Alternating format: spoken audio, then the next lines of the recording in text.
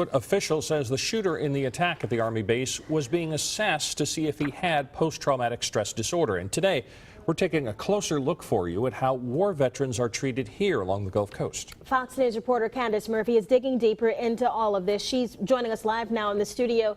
Candace, I understand you spoke with a counselor who treats patients dealing with PTSD. Yeah, that's right. John Marshall is a counselor, and he's also a former military Army pilot. So today I sat down with him. I asked if he thinks veterans who live with PTSD are receiving the proper treatment. He says they're starting to. The National Library of Medicine says PTSD can occur after any traumatic event. It becomes overwhelming and it sort of takes over and pretty much dominates their thought processes for a period of time. Carrie Fugit knows what it's like to live with someone dealing with PTSD. Her husband was in the beginning stages of receiving treatment when he overdosed on pain medication and died.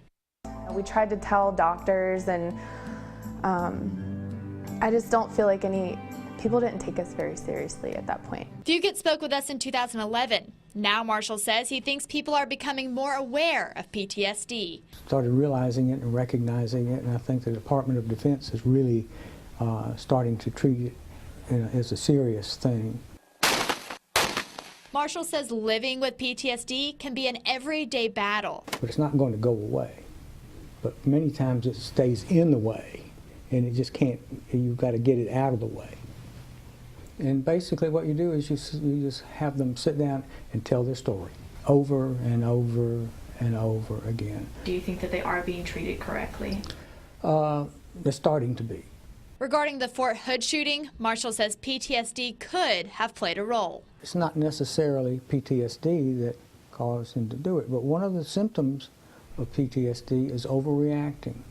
And if a person and misconceiving what is really going on. Get treated for it immediately. You don't sit around and wait for it to get worse, wait for your family to fall apart, or wait for you to, kill yourself.